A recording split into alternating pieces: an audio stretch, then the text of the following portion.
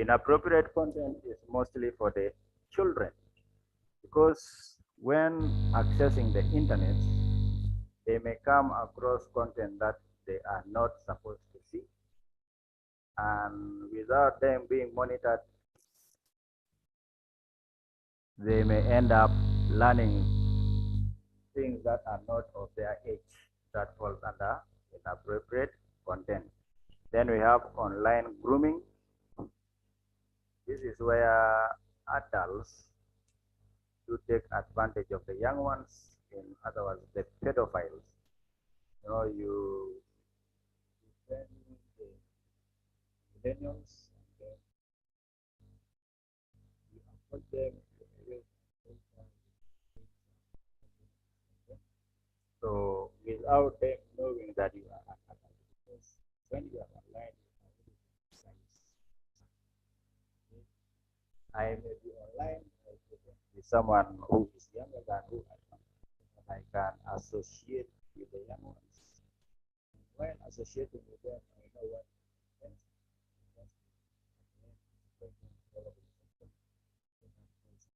online grooming. This point here is in red because making friends online, there are some kinds of friends we do make online, but we don't meet them physically. So for you, if you haven't met someone physically, you cannot assume you cannot make that presumption that that is your friend, because certainly you do not know anything about that person. Because online I can lie about who I am and you will not be able to know. So those are some risks that we do face online. Then we have the term phishing. Phishing comes under cyber attacks. Later we shall look more. I'm just giving some of the terminologies that we may use later. Phishing is whereby if there is a legitimate website, let's say like in South Sudan, like we take one of these commercial banks, Equity. If Equity is having a website and they allow their clients to do online transactions, and I am in need of stealing data from the client, I'll be able to duplicate the website of Equity and also host it online so that when someone comes to visit without observing carefully may end up visiting my website, and when they enter their financial information, which is basically the bank, the credit card number, and then the PIN, I'll be able to know that. So that falls under phishing, duplicating a legitimate website so that you can exploit the users of that particular website. Then we have computer virus. I believe that is not new to all of us here. Then we have worm. We shall look into details later. There is a major difference between virus and worm. So both of them are threats to computers. Viruses tend to be transferred with the help of humans. Like if my computer is infected,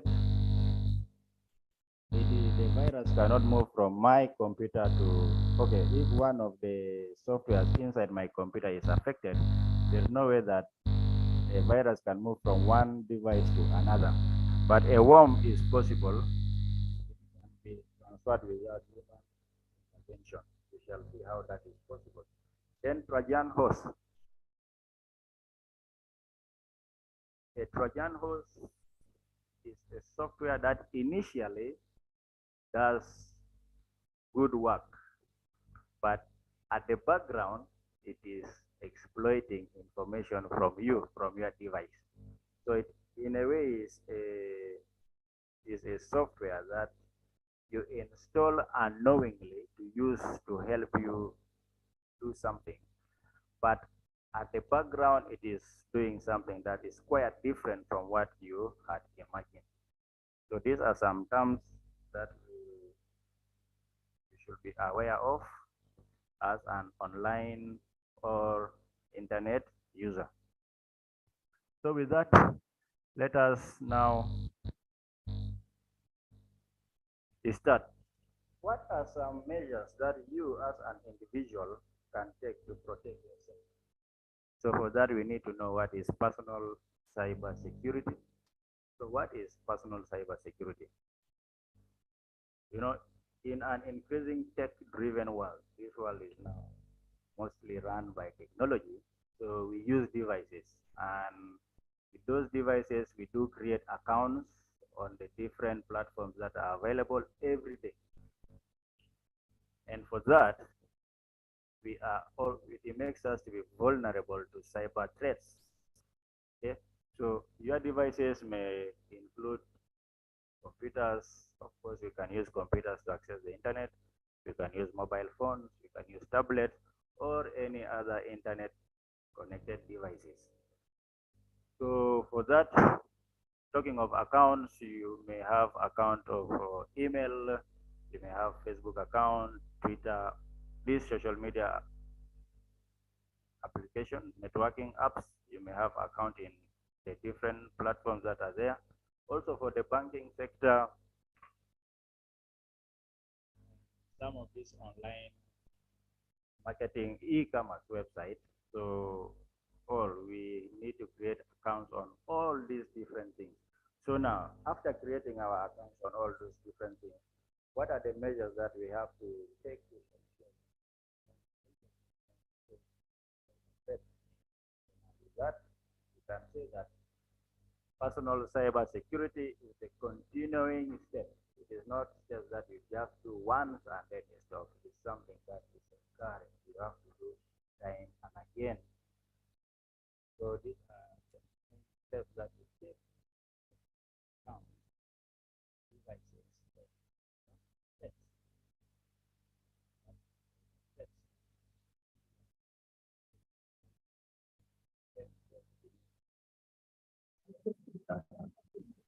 So cyber threats have two main categories. So the main cyber threats affecting us, the internet users, we have the scams and then we have the malware. Okay, malware is basically a term that is used to describe malicious software. And those softwares, they are designed to cause harm. That is the reason as to why they are designed in the first place.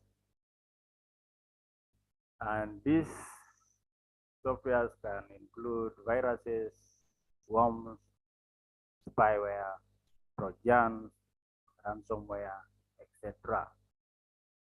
Those softwares are created by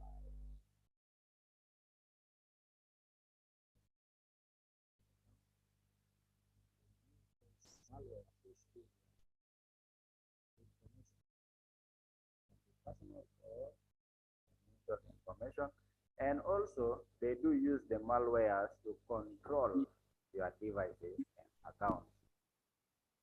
The other one is it comes generally in terms of messages, and those messages are sent by cyber criminals. They are designed to manipulate you into giving sensitive information or to activate a malware on your device.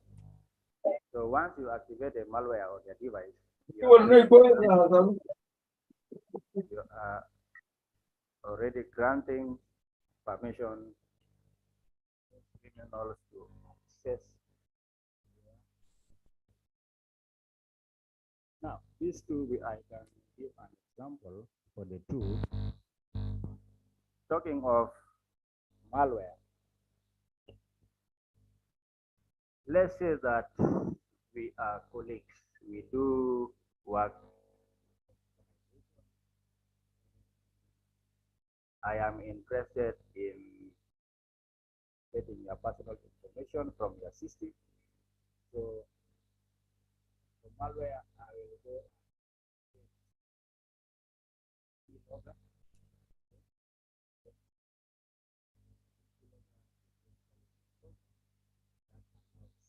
someone allows everything that you are typing on your device to be recorded and later stored as a document.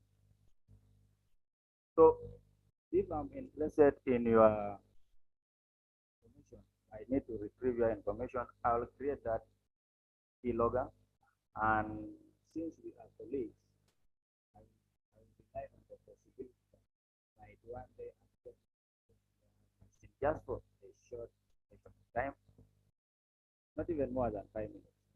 So I may come and ask you for help to use your machine for 5 minutes, and you allow. So I will have already put the keylogger in my flash. So when I come and insert it into your device, I can just transfer it and ensure that I save it somewhere that you are likely not going to search for. That is probably in the shell of the computer. So after I have successfully stored my keylogger in your device, I will leave and I will let the keylogger do its work. It will record whatever you are typing. Okay. So let's say that within that duration you did online shopping. So your bank account number, card number, and the PIN will be required for the online payment, right? So those things all will be stored in the document. So I may take 1 month, then I come and ask you again. Again 5 minutes. Then using the flash, I will be able to transfer all the recordings that the keylogger has been making on your device to my flash. Then I go home, take my time to go through everything, and eventually, if you did online shopping, I am going to get the card number and I will get the PIN that you use for buying things online. So with that, I can even be able to do my own shopping with your card because I do not need the card now because I have what is required. So that falls under malware. As for the scams, let's say that we are friends on Facebook. Okay? Friends, I think you are doing well based on the posts you have been creating. So I may have some friends outside the country. I enlist their help to make sure that I social engineer you into something. Social engineering is basically you try to give a lie to someone. You manipulate someone with a lie, making them to believe that lie so that they can do something that they can't do their normal senses. So this is an example that I gave last time to my students. It's like I will request my friend, let me say that from India or from the United States, to send you a text message in WhatsApp. But how am I going to know that? How am I going to know your WhatsApp number? If we are friends online, there, I, you might have used your number for opening the, let's say that Facebook account, right? You have opened Facebook account and your number you will not hide. It is public. Active on WhatsApp. So I will use that someone to send you a message saying that maybe two people are using this number on WhatsApp. So the person will claim to be from WhatsApp and is asking you to send a code that will be sent to you shortly. Okay? So it will be like this. WhatsApp, we have to analyze that this account number of yours, this number of yours is being used by people. Right? So we are going to send the code and say that maybe via Telegram. Because I know that there's no way so I'll say that via Telegram. And the first person that will then ask the code will be the actual owner. Then the other one will be it out. So after that, I know that you have read the message. I know you'll buy it because you get a direct message from somewhere that you didn't expect because you'll not be at ease. So after I have known that you read the message, I'll go and open an account in Telegram. I open an account with your number. Of course, definitely they will send you a code for verification purpose. And once you get the code, you will send it to me, right? Or to my colleague who texted you. And my colleague will give me that code and I will enter it into the Telegram, and that is the first step. I have opened a Telegram account with what? With your number. So the advantage is that your contact number will be transferred even to my phone, right? I will have copies of all the numbers that you have in your phone, in my phone. So I can decide to delete them from my phone. If I delete from my phone, it will disappear. So even I can contact any person that is this number is registered. So from there, the next step is now to access your Facebook account. Right?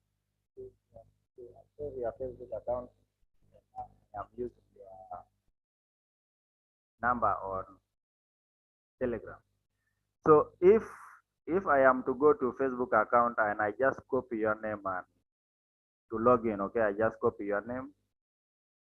And then for the password, I say that I have forgotten. What will happen?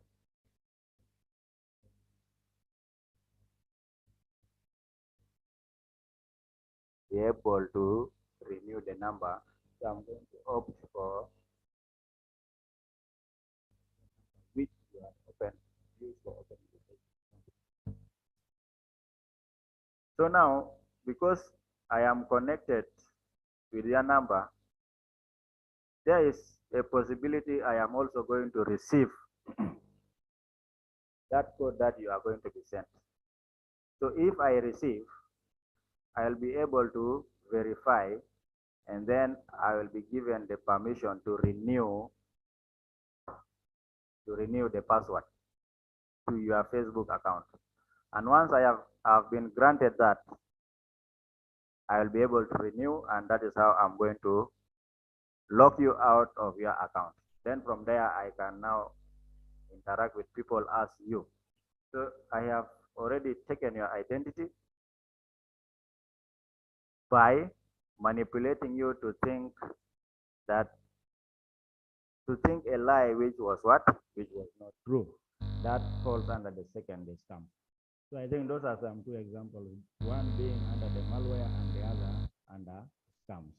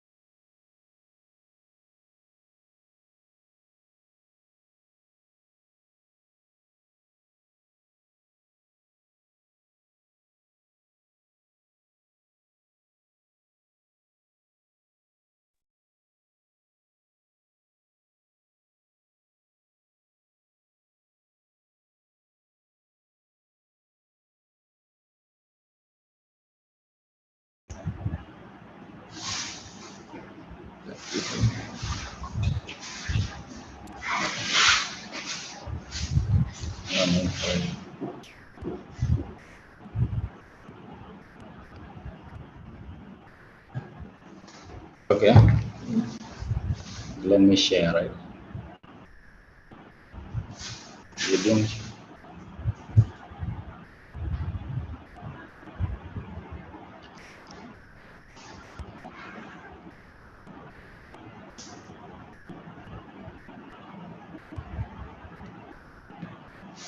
Yeah.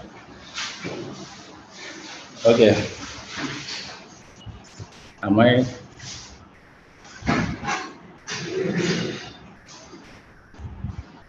Are you getting?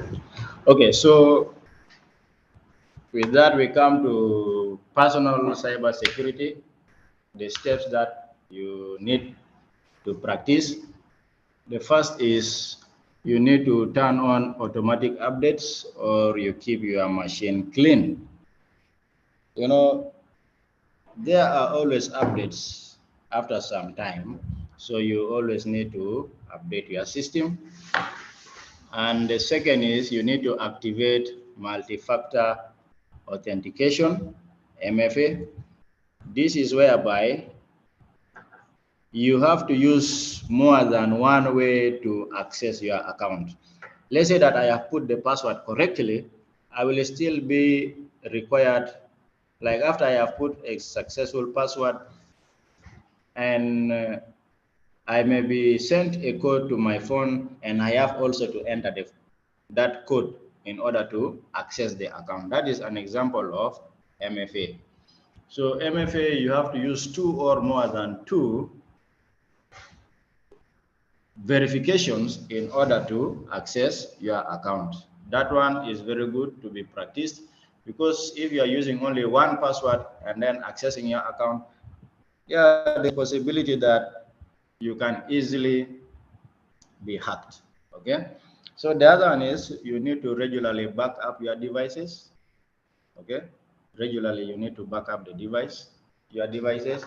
It is because earlier on I said that with the help of malware, the cyber criminals are able to take control of your device. And if they can take control of your device, it means that they can make it not to open, right? By shutting it down completely. But if you have backup of everything that is in your machine, at least you are not going to start from a scratch again.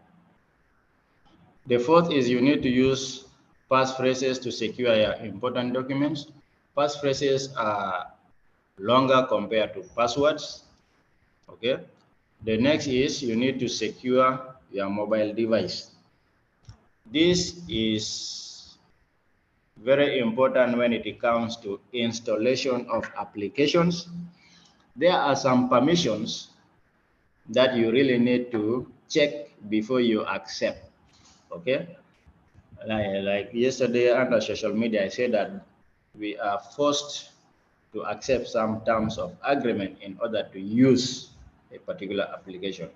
But here, this is quite different. Permissions, you can limit what kind of permission you are going to give a particular software when installing. Okay, so you really need to limit the kind of permission they are requesting for. Give the ones that you know later will not be able to have negative impact on your device. With that, you always need to improve your cyber security thinking, and you need to stop and think before you share anything on social media. So whatever you're going to share, make sure that it is not that very personal to you. And in case those are private data, you need to limit the number of people that are able to see those personal data that you share. Then what are the tips that we can use to combat viruses, worms, and trojans on our computers? The first is that we need to keep the operating systems up to date or updated. Yeah, because operating systems play vital roles in our devices. If you have outdated operating system, there is high chance that you are very, very, very vulnerable to a cyber attack because of the loopholes that are there with the outdated operating systems. You know, every time they update the operating system, it means that there is a new feature which has been added, and the loopholes which were in the previous ones are in most cases solved. So it gives hard time for hackers to access your device. The next is you have to use firewall. Firewall can be hardware or software. Firewall is basically like a fence, okay, a fence that keeps your device safe from outside attack. So if you have uh, these things like viruses, when you're downloading documents which are infected, the firewall is able to detect that and prevents the downloading or the installation, and unless if you are the one who allows. So it is very good for you to make use of these two. Always use updated operating systems, and at the same time you make use of firewalls in your devices. So we come to the last part, which is the cyber kill chain. This one is mostly at organization level, and these are performed by those who are very experienced at hacking. These are basically steps that are followed. The first step is reconnaissance, which is the stage of knowing your victim. So you have to collect as much information as possible from the person that you intend to attack. So here I said it is at organizational level because these are steps that people usually follow when they want to attack a particular organization. You take, and this step one is always the longest because you take time to study the work pattern, you study the employees until you find the weak point. Then now you prepare for the second, which is the weaponization. At the weaponization stage is whereby now you go and write the required code that will allow you to access the system that you are planning to intrude. After the weaponization phase, the third is the delivery. How are you going now to deliver your malware so that it can perform what you want at that organization level? The others, if those people they have online database, the best option is to use SQL injection.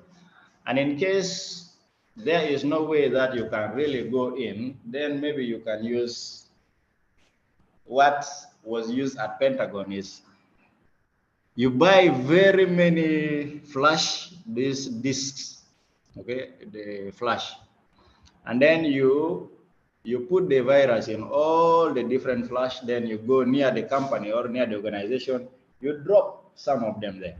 Or if you enter inside the organization, inside their premises, you can also throw down some of these flash because you know that someone will find, of course. Yeah, if they find, there is a high chance that they are going to fix it in their computer to see what is inside. So if they fix it, if you pick the flash and then you enter into your computer, of course, the malware which was prepared will eventually get into your computer, and that is how the person is going to access your system. That is also another way. Now, after accessing, of course, it is the exploitation. The malware is going to collect as much information as possible.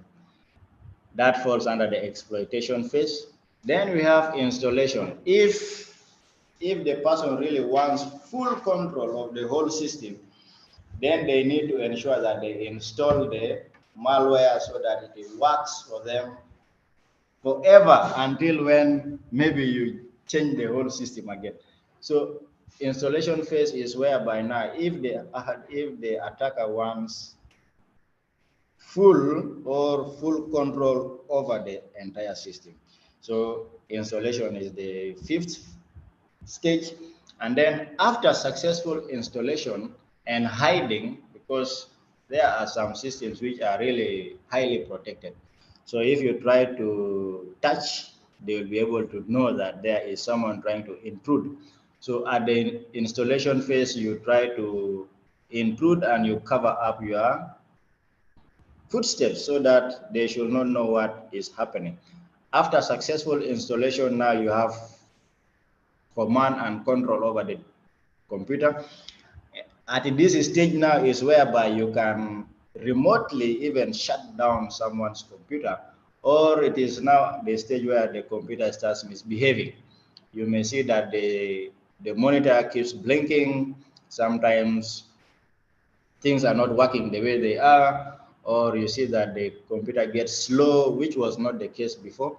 It is because actually now someone is in control of your system. And finally, step 7 is now you take the action on the objective. And what is the objective? That is the reason as to why you really started the whole process, right? If my objective was to collect personal information about people in that organization, then my action is going to be based on that. If it is a financial objective, then my action is going to be based on financial purpose. So these 7 steps, they are known as the cyber kill chain, and it is developed by Lockheed Martin. You can go and check more for more details during your free time. So with this, we have come to the end of the first session, and in case there are questions, I'll welcome questions for time being. After that, the next, which is data privacy and protection, it is written as class discussion session. So this one is going to be mostly from groups. We have to learn from each other for the second part. Data privacy. What is data privacy? You know, ensuring that your data, which are personal, remains personal. You know, the limit, what kind of people are supposed to have access to your data, and the protection measures that you have to perform. So this one, I think it is something that we all do practice. That's why I have left it open for discussion, so that I share what I have, you also bring what you have. I think with that, we come to the end of the first session, and I take it back to the host. After that, we shall come and continue with the next part, which is the email basics. Thank you. If someone has questions, please, you may ask. Thanks.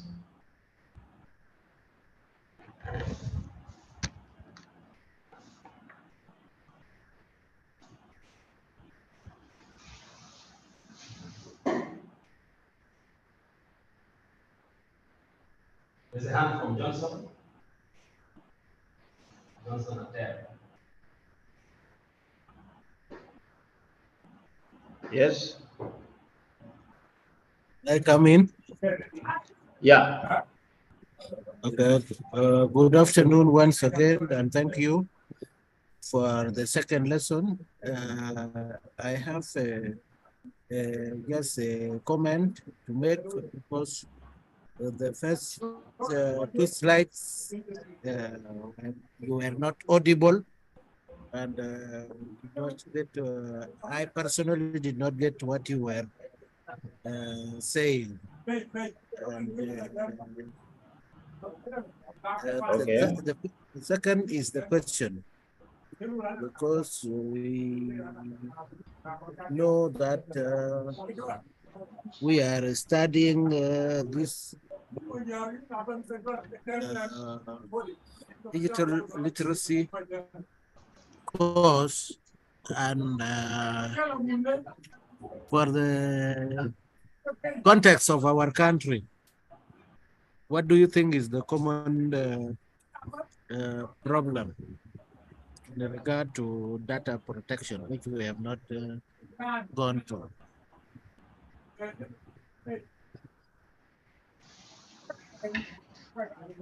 Okay. But for the data protection, I said it's going to be a discussion based. We are going to, I think we shall divide us into groups, maybe 2 groups, and then you discuss as a group, and the other ones will discuss as a group. Then we shall have 1 group leader from each side coming to present what the members have, the members have come up with. And you say that for the first part, you didn't get me. Which part exactly, so that I may be able to give a recap on that?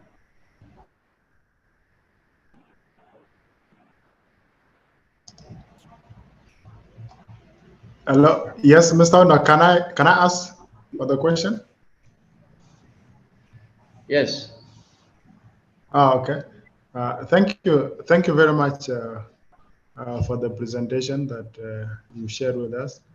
My question is going to be based on something that I experienced, and I need to know how it happened so that I could have an idea of preventing it from happening again. I think I once shared it with Mr. Bida in previous classes, but I think this is the right moment for me to get the answer. Uh, as I am a digital marketer, specifically social media. I run ads, and then I had a scenario where an authorized user accessed my business account, and I did not realize it in time until Facebook restricted my ad account. So once I logged into my business account, I realized that there was an unauthorized user, and my ad account is is disabled. So I request for the review, but unfortunately they couldn't accept the review. So I lost my ad account permanently. And then I was wondering, because in my personal Facebook account, I have two factors authentication. The same thing with my business account. I also had two factors authentication. So I was wondering, like, how did this unauthorized user access my business account? And so yeah, now I'm in process of getting another business account, but I need to have an idea so that next time I can be prepared. Okay. Yeah, thank you very much.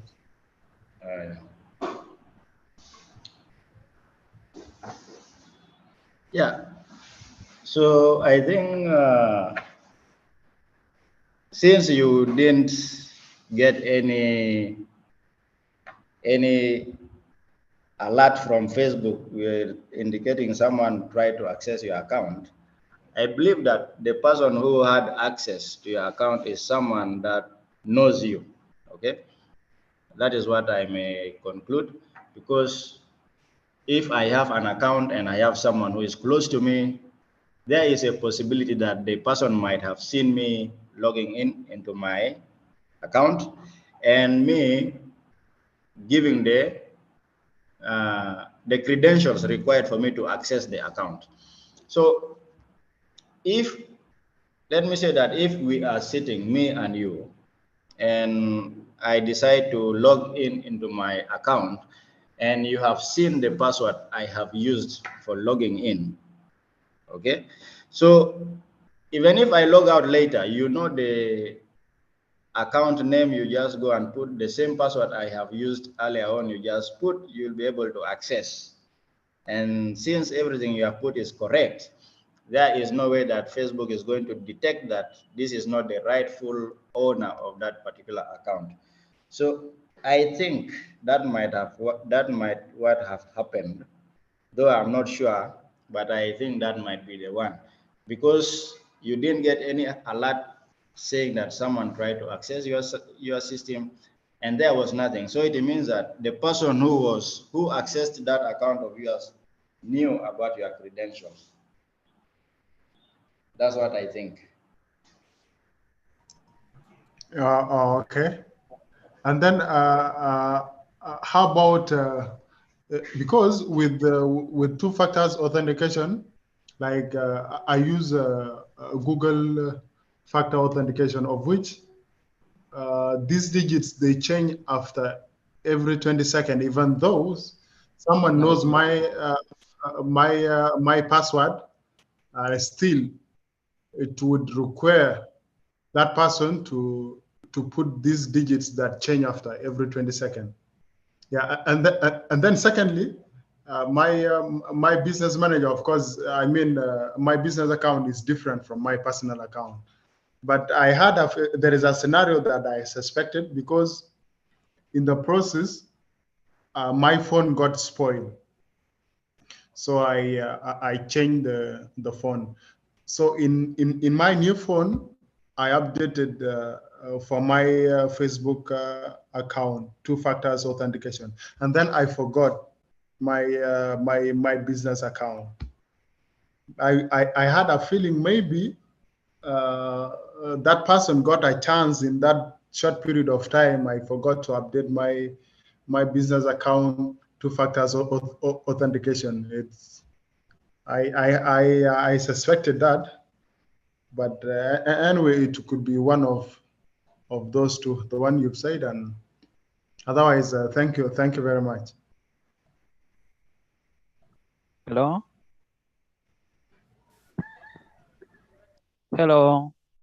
Yes, Chikola, can you hear me? Yes, I would like just to ask a simple question. Okay.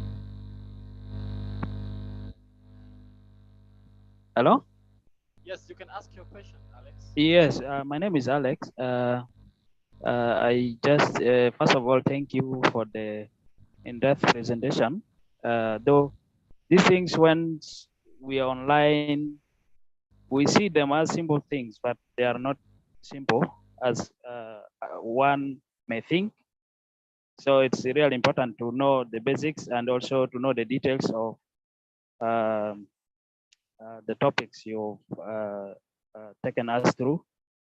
Mine is, as I said, it's just a simple question. I would like to know the recent scenario of this Silicon Valley. Could that fall under the organizational cyber attack? Thank you. That's just my question.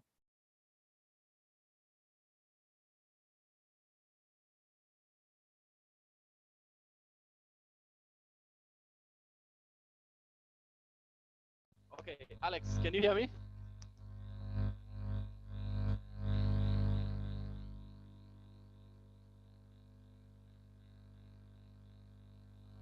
Hello? Alex, can you hear me? Yes, I'm getting you. Okay, great. So, one, like, let me first respond to Francis. Like, in your case, there are four scenarios here that possibly might have led to that instance. Okay, one, like you have already mentioned, probably be somebody who already knows you and somebody who knows your login credentials. Because for you to log into your business account, definitely you need to use your Facebook profile, which has your business assets. It has all your assets both on Instagram and on Facebook. You're not listening, please.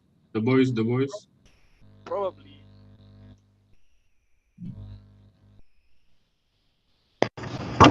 You can't hear me? Who is on saying they can't hear me? Can you hear me now? Yeah. I can hear you right now. Can you hear me now? Yeah, I can. Okay, good. So I was telling Francis that what Ulak said is highly likely because this is definitely somebody who knows your login credentials and stuff like that. And then earlier on, Ulak named something to do with malware. So malware is a malicious software that is installed on a user's device, and that malware might have captured your your login credentials, including even your multi-factor authentication codes without your knowledge. And then definitely they get access to your account. And then also probably somebody must have done social engineering on you, and then gotten your login details and definitely access to your business account. So the same thing happened with Sudan's Post. Sudan's Post is an online publishing site.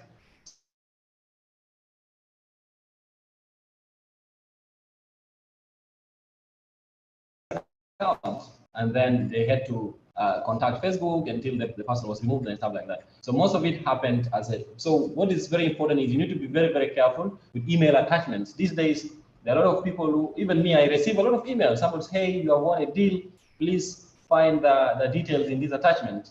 And then you find the attachment is sort of a HTML file. And if you just click on it, you are done, my friend. So you need to be very, very careful with downloading email attachments.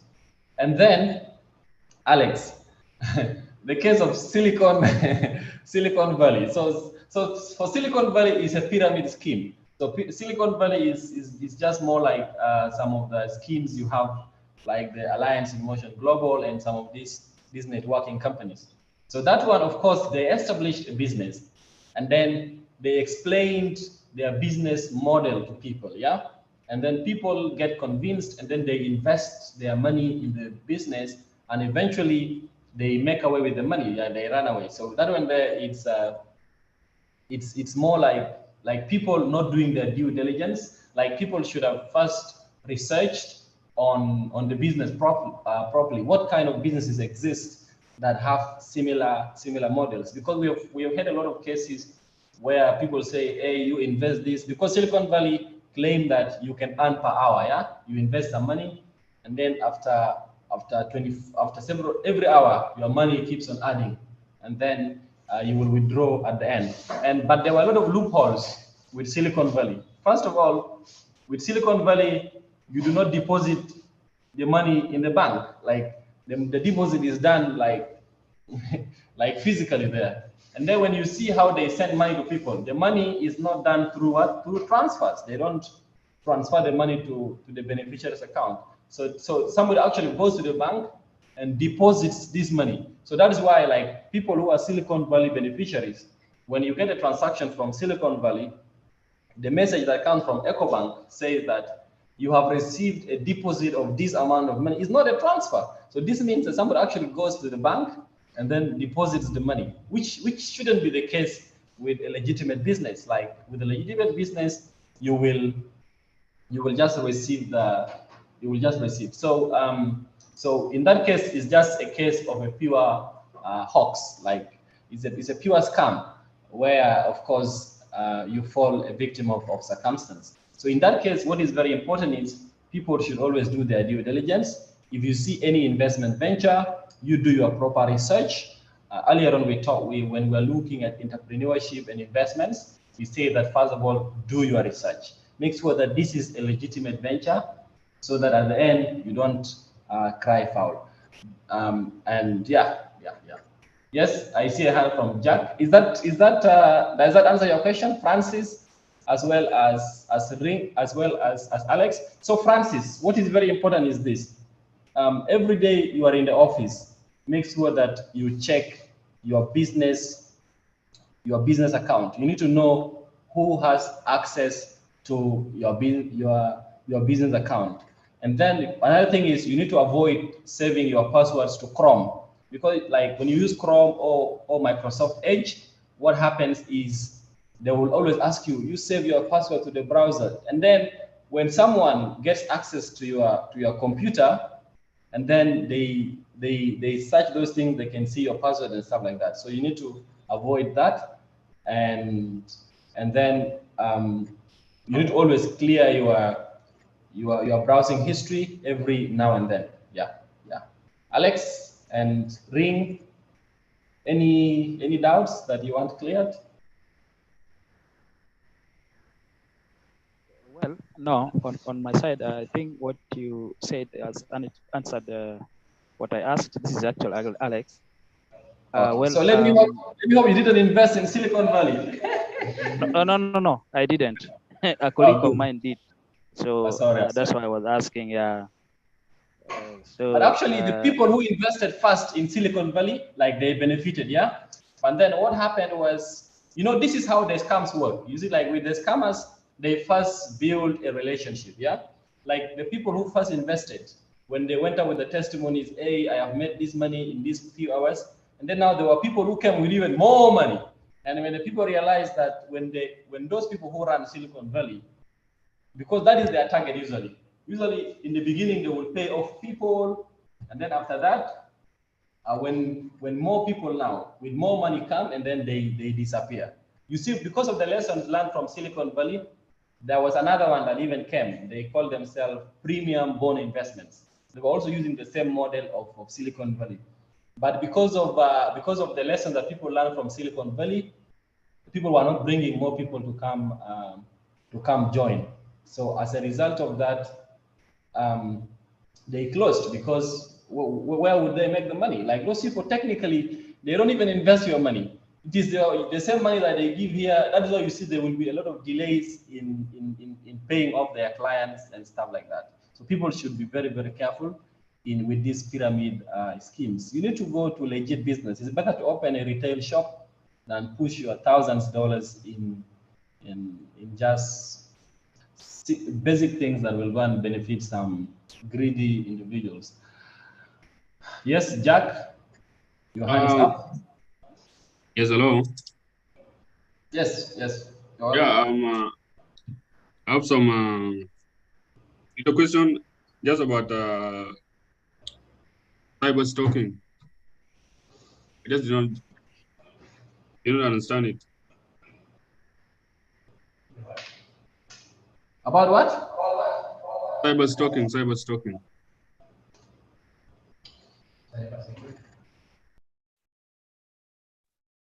Are you getting me?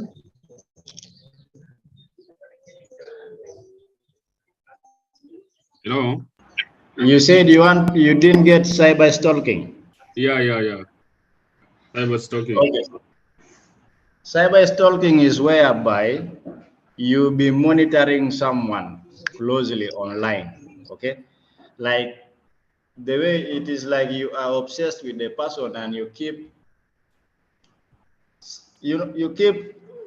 checking the private life of that particular person, but mostly on the internet. Mm.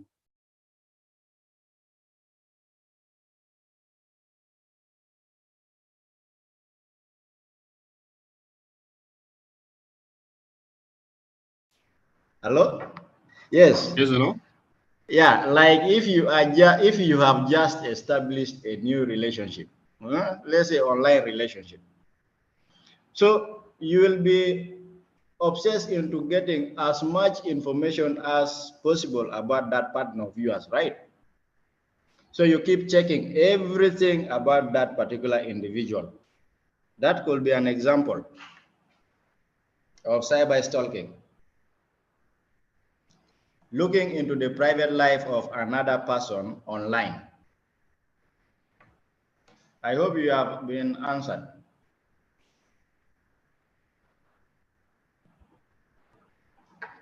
Jack? He got it, huh? Okay. Yes, Lithian.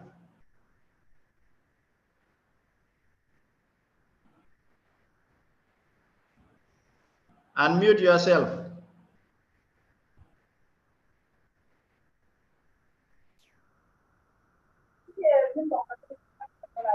Yes. Can you hear me? Hello? Yeah, I'm getting you.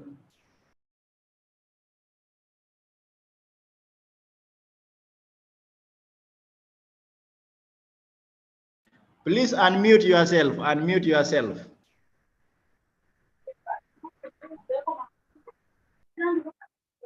You get me now? Yeah, I'm getting Hello? you. Yeah. You may talk Okay. now. Yeah, my question is, if my computer is hacked and it become low, and I want to restore all my data that have been lost or who have been hacked by the hacker, then what I'm going to do?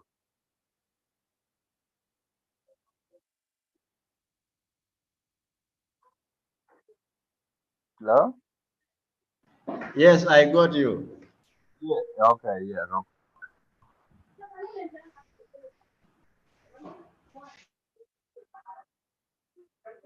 Well, if your computer has been hacked and you are just a normal computer user, then you need to find someone who should be able to restore your system for you. Okay, because as someone who doesn't have background into hacking or retrieving of a system, you will not be able to do that by yourself. So you need to enlist the help of someone who should be able to do it for you. Okay? Yes. Okay. Okay. Thank you.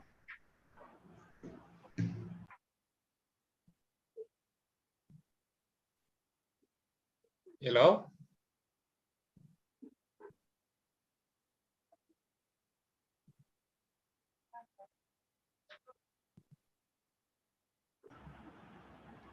Okay, now the second part of our presentation is about the data privacy and data protection.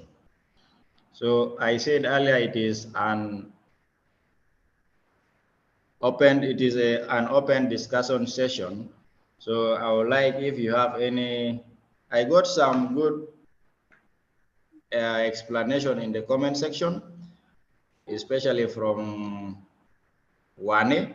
He wrote something a lot in the comment section.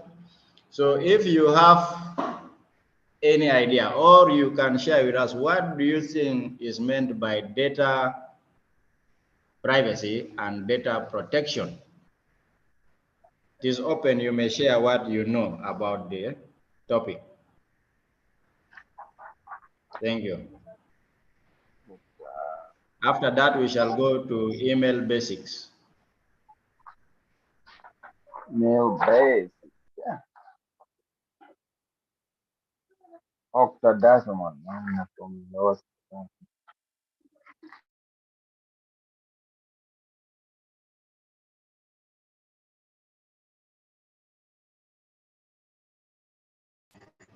Okay, great. So we have very important insights in the chat box from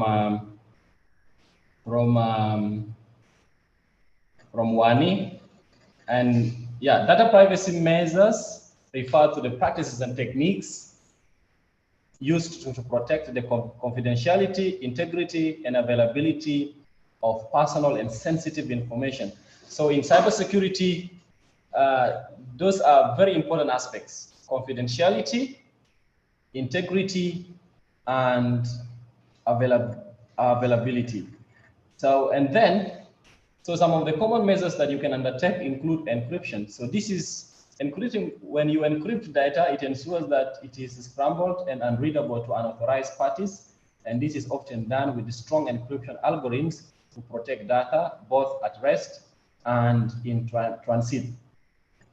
And then we have access controls. So access controls means implementing strict access controls, and this helps to ensure that only authorized individuals can access and manipulate data. So this can include using strong passwords, two-factor authentication, least privilege principles, and user access management. And then we have what we call data anonymization and pseudonymization. By removing or replacing identifying information, data can be anonymized or pseudonymized to protect privacy while still allowing for analysis and research. And then we have regular software and security updates. So keeping software and operating systems and security protocols up to date helps safeguard against known vulnerabilities and exploits. Yeah, so those were the comments from Wani Onesmo. I see there's a hand from Jimmy. Jimmy, would you like to say something? Jimmy Alexon, would you like to say something? Jimmy? Yes. Yes, you're welcome. For me, data privacy. You are speaking in a low tone. Can you speak louder? Speak louder. Are you getting me? Yes, we can hear you now. Yeah, for me, according to the data privacy is also called as information privacy. It is an aspect of data protection that addresses the proper storage, access, retentions, immutabilities, and security of sensitive data. This is what I understand about it. Thank you. Okay, thank you so much, Jimmy, for elaborating on that. Is there any other person who would like to make comments on data security and privacy? This is very, very important aspect. Yes, Alex, you're welcome. Yes, thank you. I just want to bring a scenario here. Will just like an example where I work. We are serving some clients, and these clients of recent said, for example, whenever we give them reports, they will want in our reports that we include links that will lead to say something interesting, because we have a system where the reports normally go, but once they download these reports, they'll want to read something in the system through the links without necessarily logging in using their passwords. But the developers of the system that we operate said, no, this is not possible, because once you log into the system without password, or once you leave it open, it will be like vulnerable to hackers. So I don't think if, or what I would ask is it possible if like someone says, I just want something from the system without necessarily logging in using a password? Is that possible? Is there a shortcut? Thank you.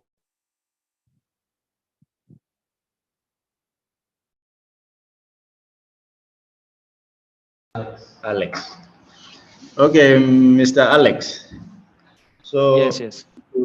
to answer that question of yours, it is really not possible for you to access content of a system that is protected without having to log in. Because if you want to access without logging in, then eventually you'll be forced to remove the protection measures that are put in place.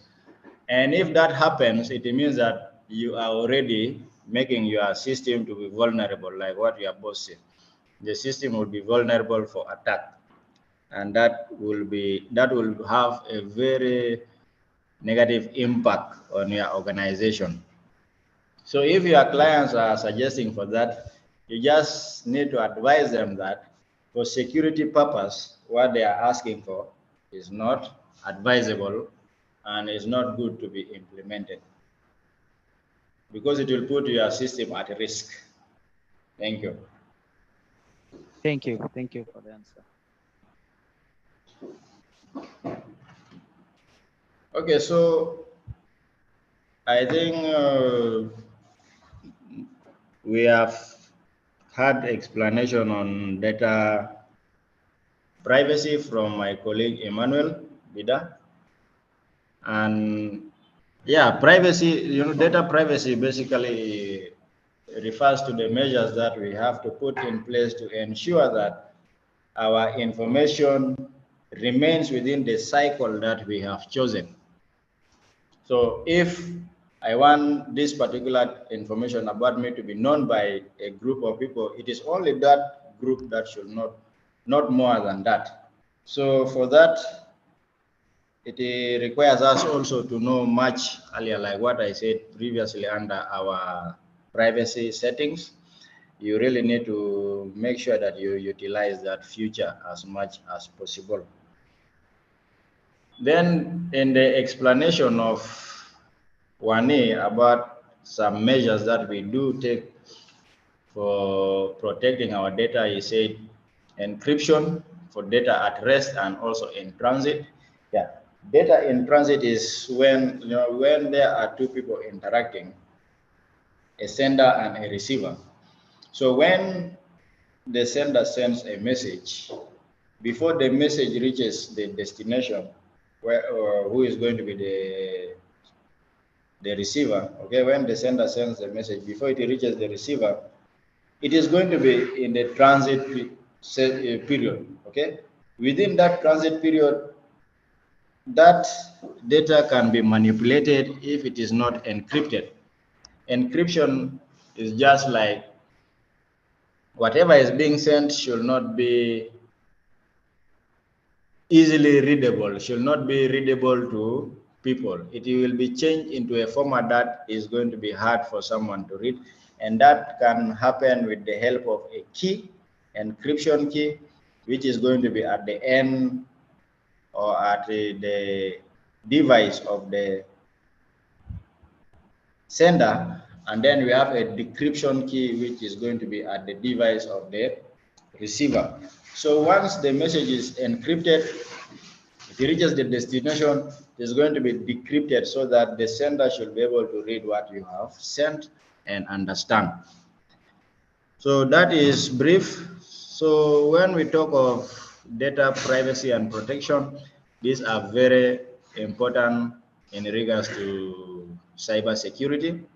Okay, ensuring that the data or information remains within the authorized members that are supposed to access that data or information. I think now we can go to the next session, which is going to be basics of email. Okay. Okay. So, okay. So, I have put it on. okay, right. So, with okay, yeah. So with data privacy, please and please, first of all, when you are with your social media accounts, you know, especially on Facebook, LinkedIn, Twitter, they ask you who you want to be able to see your birthday, to be able to see your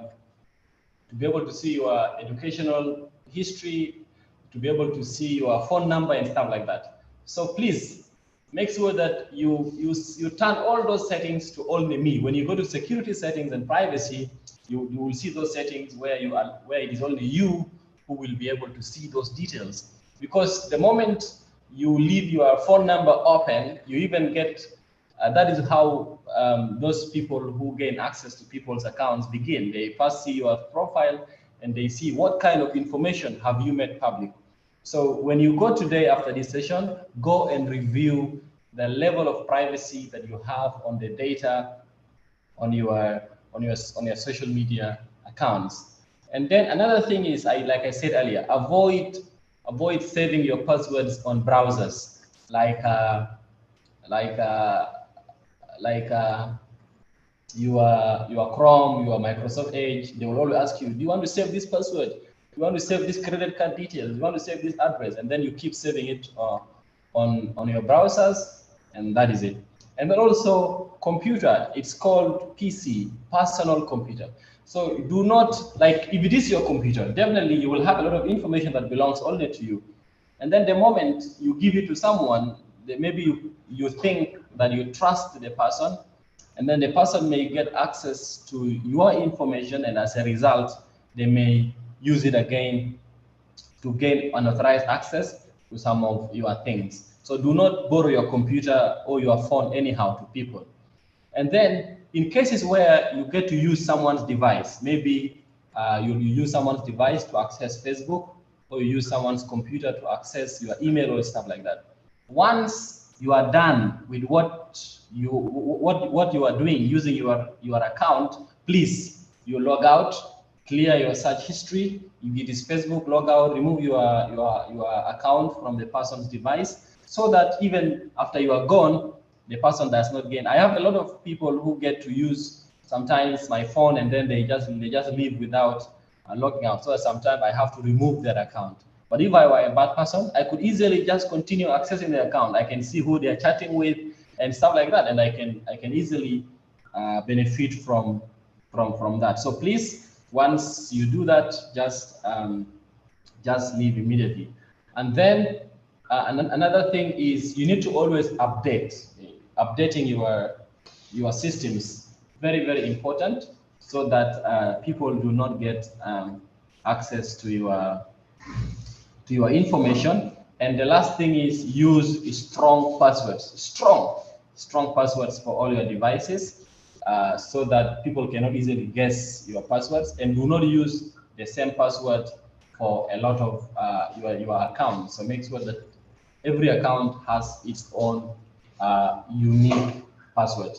This is very, very important, very, very important for your own privacy. And then when you get unsolicited messages from people, okay, Like these people who say that, hey, there's a code. So you see, most people say that there's a code sent to your number. This is because your number is public on your social media profile. If your number had been private, if your number had been set to only me can see, then they wouldn't gain access to your what? To your account. So when somebody says there's a code sent to your number, do not send them that code, because the code doesn't belong to them. If it is their code, then why is it sent to your number?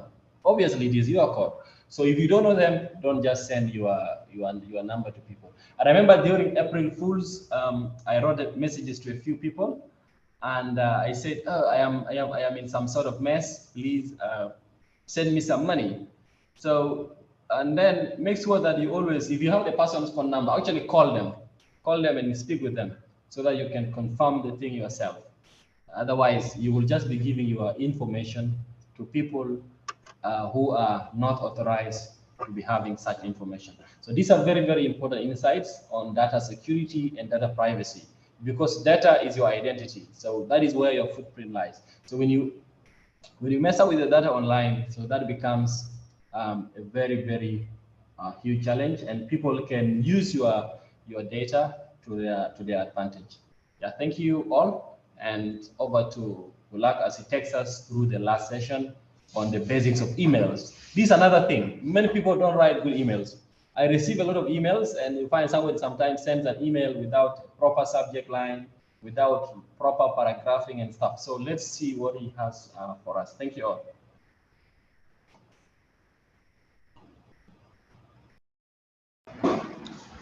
Okay, we need to now go for the last part of our session.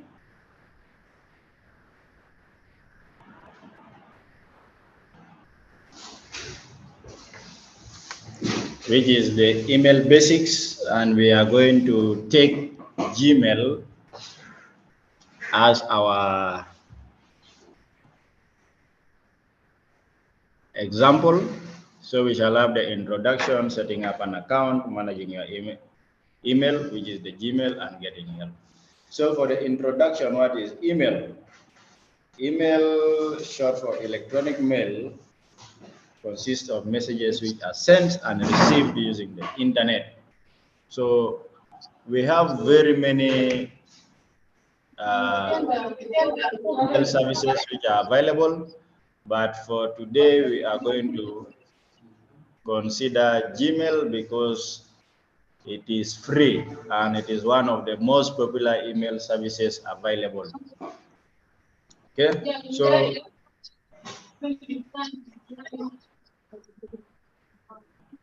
yes.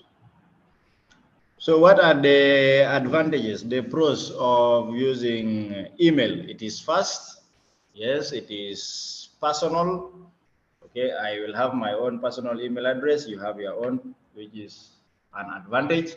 You can think through your response. Okay, you will not be under pressure on how to reply someone. You take your time, think of what to write, and then you write and send. So also the sender and the receiver, they do not have to be online at the same time in order to interact. So that is also an advantage. Then emails make it easy for you to keep a record of your communication. Of course, unless you are the one who deletes, they remain indicating when the conversation starts up to date. Is it okay? So you'll be able to have the record of all your conversation with the other party. So you can also reach a lot of people at once. Yes, there is this option. You can write one mail and send to as many people as possible. That is an advantage of email. So what are the disadvantages? We have the junk mail, which is commonly known as spam. They are annoying sometimes. And also spams can be used by cyber criminals in order to lure you into an attack. So that falls under the disadvantage of mail. We have friendly spam whereby you get ads telling you some information about something. So those fall under friendly spam. Then we have actual adverts that do come inside our accounts, which are some disadvantages of that. So we have misinterpretation, since there are no expressions when writing emails, so now the interpretation depends on the person who reads. So if the person misinterprets your message, it brings this point here, which is the interpretation, that becomes a disadvantage of email. So email messages can be passed on to others. Yes. So if you send me an email and I read through, it is supposed to be only for me, I can forward to others. That also becomes a disadvantage, because when sending, it was specifically meant for me, and now I am sharing it with others, which was not what you had wanted it to be.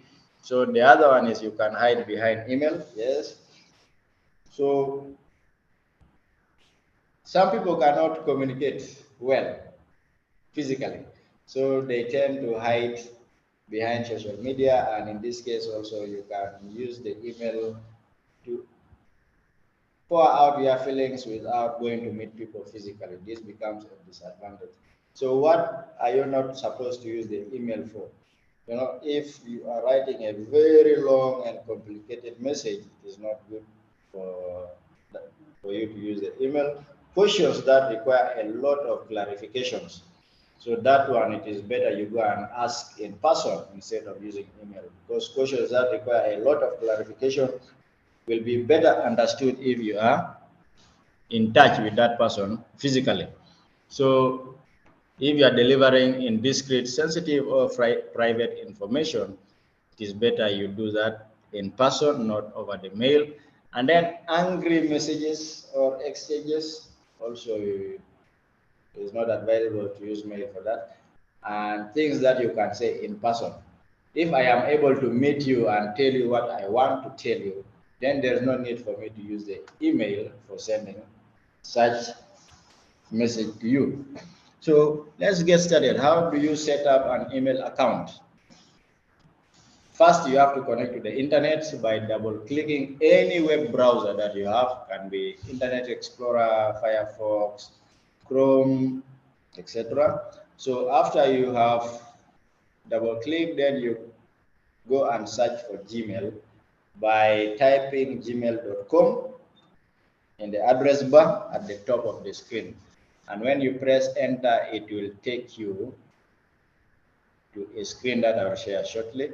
Depending on the browser you are using, you'll be able to see this screen here. So for this screen, when you get this screen, there is an option for you to enter email and password, then you sign in, or down there you have create an account. So since you are new, you are going to click on create an account, which is at the bottom there. And the option to stay checked in, you need to uncheck that. Sometimes by default it is checked. You need to uncheck in case it is checked. After clicking on create an account, you need to complete all the information that will be required. Your name, and one thing is that the name you are using, of course, by default is going to be your email account name. So if I use Ulang Matthew, then my email address is going to be ulangmatthew@gmail.com. So the name you are going to use here will become your email address name. So you need to choose it carefully. After that, you need to give a password. So you make sure that the password is something that you can remember, but something as well that people should not be able to find out easily. And my suggestion when it comes to password is that, okay, even they are down here, when it comes to password, don't use names of your family members, anything that you love as much as possible, because people can easily predict that and be able to access your email address without you knowing. So what are the tips for creating a secure password? First, you need to make sure that you use those things like punctuation marks, numbers, those symbols like at the rate with some, you mix them with the capital letters and lower case letters of the alphabets. And where necessary, if you have some letters like S or O, you can substitute with it. O you can substitute with 0, S you can use the $sign, so that at least it makes the password a little bit hard for someone to be able to predict. And you can also use a unique acronym if possible. So what are the things that you should avoid?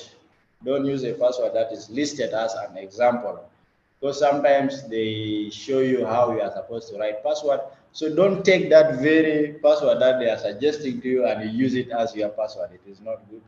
And then do not use password that contains personal information. Like, yeah, if my email address is going to be ulagmatthew@gmail.com and my password is ulagmatthew, then it's really not a password. So you need to avoid password that contains your personal information or birthday, anything that is close to you. You don't use the acronyms that can be found in dictionaries. Don't use words which exist in dictionaries. And passwords like 1, 2, 3, 4, 5, these are outdated things. You'd also must make sure that you don't use them. So, and don't put your password to be all numbers or all uppercase letters or lowercase. You need to mix them like what I suggested earlier under tips for what? For making a password. And don't use repeating characters like AA112233ZZ. You need to avoid. Make sure that your password is long enough for someone, it will be hard for someone to be able to guess. Is it okay? Yeah. And on average, the minimum number of characters that you are supposed to use for your password should be 8 minimum. So you need to use 8 and above characters for creating a password. So how do you keep your password secure? How do you keep it safe? Well, you don't have to tell your password to anyone. You don't have to write it down, because anyone can come across that. And also you cannot send your password by email to someone else. That is not right. And advisably, you need to keep changing your password after a particular duration of time that you have chosen. So if I say that I'll be changing my password after every 1 month, then I have to implement that.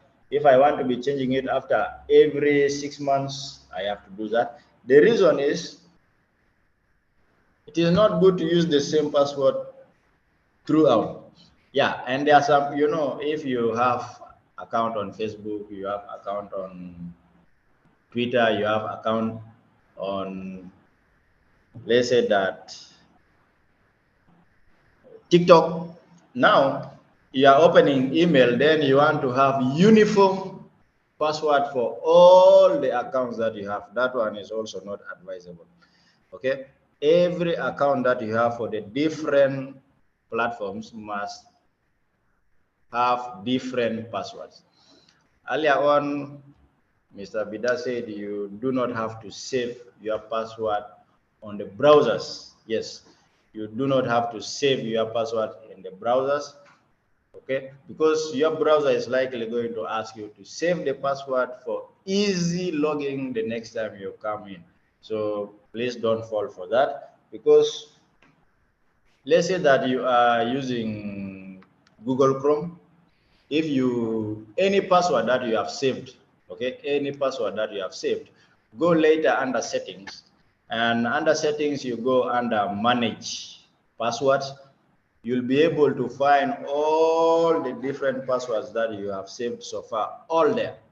So if you have been saving your passwords there and then someone comes to use your device and decides to go and check there, they'll be able to know all the different passwords you have saved for all the different platforms. So it is not advisable. Please do not save your password in your internet browser.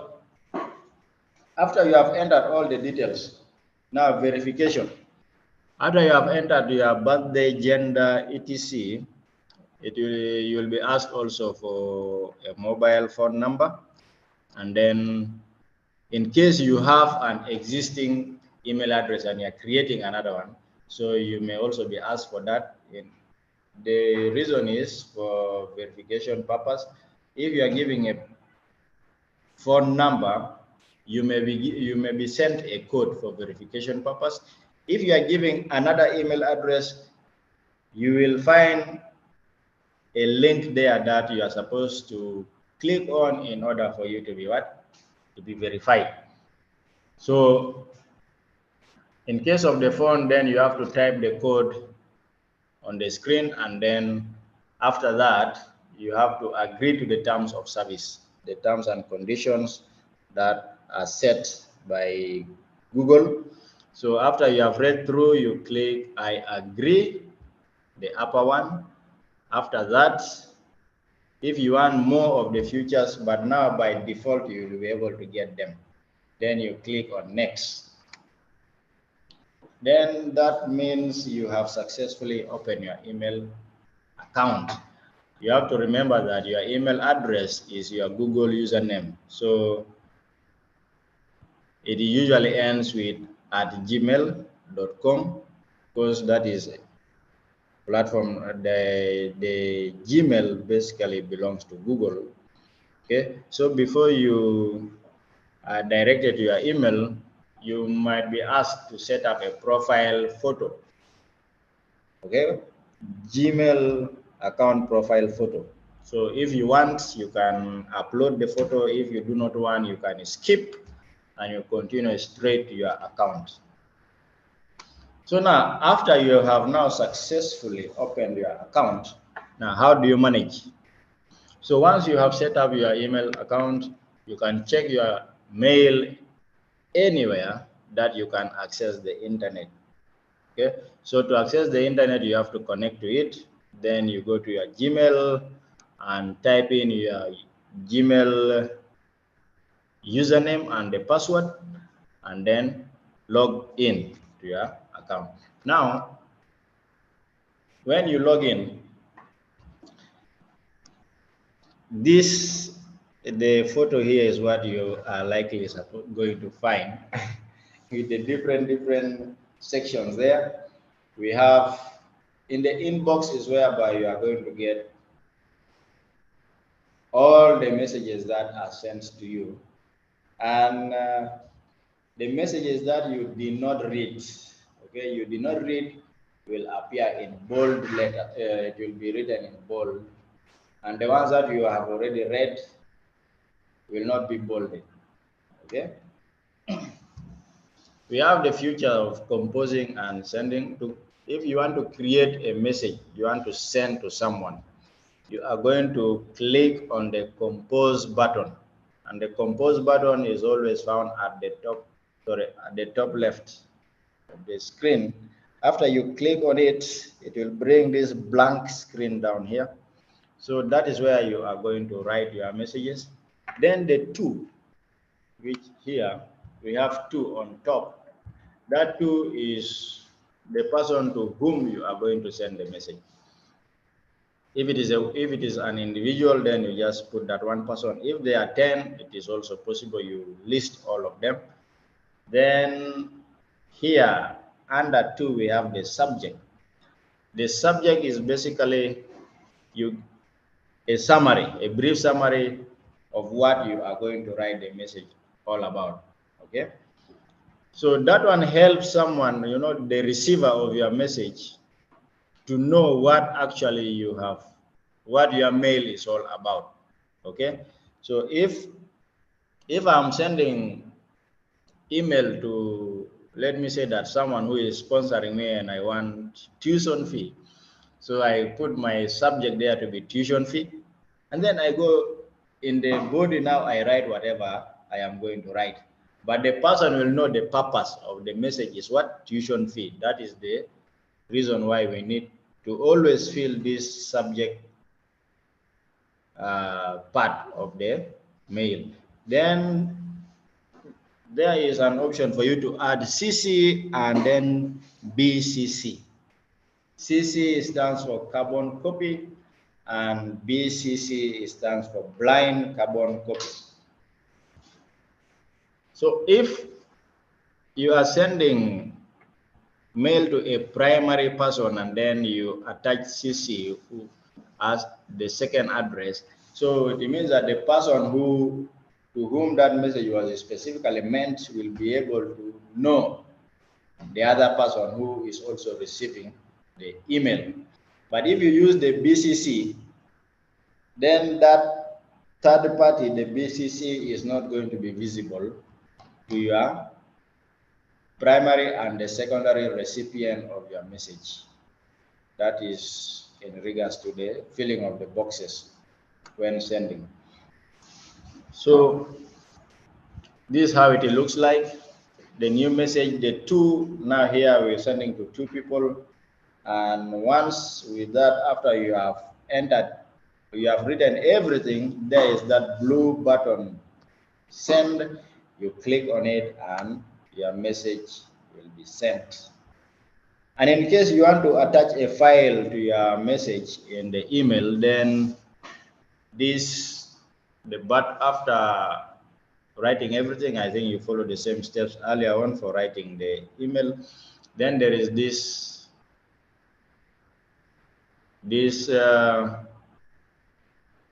symbol here next to the plus. Okay, you click on it. After you click on it, it is an attachment button. Once you click on it, it will give you this window here, whereby you are going to select the file that you want to attach. After that, after you have selected, you click on open, on the open button, and then you'll go back to the email and then just click on the on the send button as well. Then your email will be sent to the people who are supposed to receive. So receiving and reading messages, as we went over earlier, when you log into your Gmail, a number of new or unread messages is indicated in the parentheses in the inbox. So for you to identify between the two, I said earlier, the ones which are not read will be bolded. The ones which are already read will be in the normal font size. So that is how you are able to differentiate between the emails that you have read and the ones that you haven't. So besides that, you'll have an option to reply to a message. Once you receive email, there is an option for you to reply to it. So reply is your response now to the sender, the email that you received. And then we have also the forwarding button, whereby you are supposed to forward the message to another person. Okay, so that allows you to send the message that you have just received to another person. Then you also have an option to delete. After you read and you see that your inbox is getting full, then you can delete some of the messages.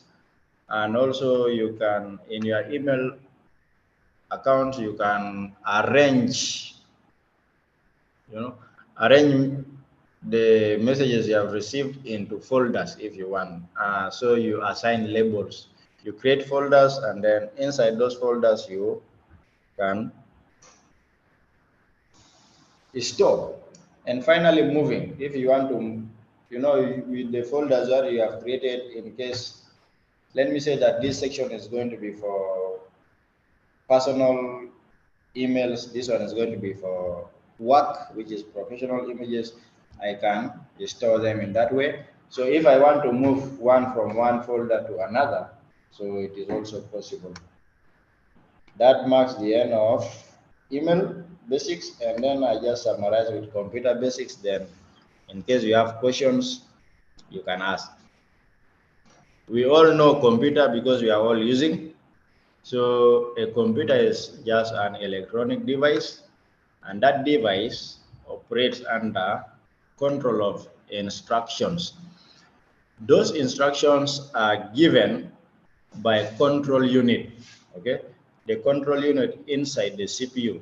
So CPU is made up of two parts. We have the arithmetic and logic unit, and then we have the control unit. Control unit is the one that is responsible for giving all instructions. Okay, so an electronic device, computer is an electronic device operating under the control of instructions that are stored in its memory, and then that electronic device do accept data. And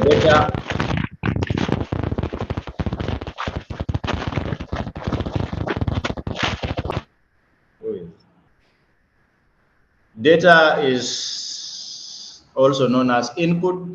So the data is processed according to the instruction that is given. And then after processing, we get what is known as the output, which is the information. So that output can be stored for future use and also can be displayed to the user of the computer. So computer is divided into two main parts. We have the hardware and the software. The hardware is basically the collection of all physical elements or components of a computer system. Like what you can see here, we have the monitor, the modem, system unit. System unit is the CPU. Then we have the mouse, speakers. Any part of the computer that you can touch makes up the hardware. And hardware is divided into two. We have the core components and we have the peripheral. The core components, we have the motherboard, we have the central processing unit, we have the power supply unit, and we have the computer case. The motherboard, also known as the heart of a computer. Central processing unit, also known as the brain of the computer. So the computer case is the outer covering, the covering that holds all the internal components of computer together. That makes the computer case. Then we have the peripheral devices. Yes, they are necessary for the functionality of the computer, but they are not part of the core components of computer. But they are required for the proper working of computer. So we have the input devices, we have the storage, we have the output, we have the input-output. These input devices, these are the parts of computer that we use to enter something into the computer, okay? Like the keyboard, the mouse, etc. They fall under input devices. The storage, these are parts of the computer that are used for keeping our contents, okay? They keep whatever we need to be kept inside the computer. So some computers, they have the hard disk drive, others they have the SSD. Besides that, we have the pen drives, etc. So then we have the output devices. The output are used to display something from the computer to us, the computer users. So like now, all of us, we are seeing the monitor of our computer. So monitor is an example of output device. The speaker is an example of what? Of an output device. Now, as I am talking, I am using the microphone of the computer that falls under the input. On the other end, you are listening, that becomes the output. So those are the different peripheral devices. The last one is input-output devices. These are devices that are used for both inputting and outputting data and information into the computers. So for this, we can take pen drive to be an example. Or, at some of the laptops at the side, you have the ports where you can put a DVD. We call it the DVD drive, where you can put the compact discs. That makes an example of input output. devices. Besides the hardware part of the computer, we have the software. The software are needed for running the hardware, basically. So the computer hardware itself is not capable of doing anything on its own. So it has to be given instructions to perform a specific task. And for that, a software can be defined as a set of programs which is designed to perform a well-defined function. Software cannot be touched, but they are necessary for the running of computers. And the software is divided into two. We have the system software and we have the application software. So the system software refers to any computer software which manages and controls the hardware, so that the application software, the other type, the application software can perform their tasks. So an example of the system software, we have the operating systems. You know, operating systems are necessary for your computer to open, right? So we need that. We need the operating system in order for us to use all the other softwares that we are using. So operating system falls under what? The system software. Then for the application software, these are programs that are designed to make users more productive or assist them with personal tasks. So the application softwares are the ones that we use to perform other operations. Like now, we are all using Zoom. Zoom is an example of application software. It is allowing us to conduct this online meeting. So if you want to watch a video or a movie, you may use one of those video players like VLC or the GOM or even the system video player. So those falls under what? Application softwares. So with that, we come to the end of our today's presentation, and I would like to end here. In case of any question you may ask, and thank you all for showing up. Yes.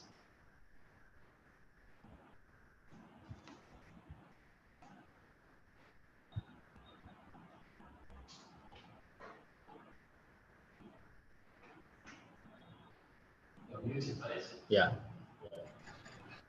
Okay. Okay. Okay, great. Yeah, so thank you so much, Ulak, for the presentation. Like, it's really very, very important for all of us to be able to write good emails. And it's sad when you see people writing emails to you and then you wonder why they cannot actually write good emails. So I'm going to show you a few things and a few tips so that you are able to use Gmail properly. And also I'm going to show you some extensions, especially if you're somebody who uses Gmail on the computer. This can help you a lot in terms of writing better. Yep. I saw some people asking questions earlier on in the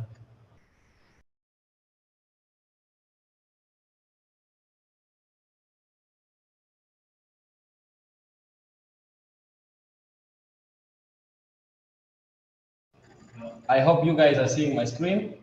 Are you seeing my screen? We are able to see a screen. You see? Yes.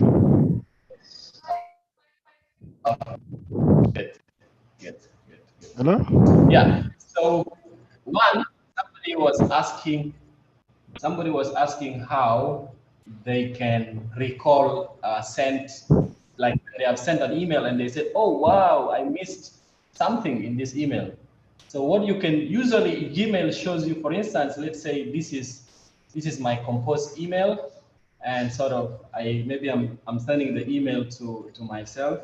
I will put my email here. This is my email. Okay, and then I can put my subject line, maybe test email. You see? Yeah. So I can say test email, and then maybe I say dear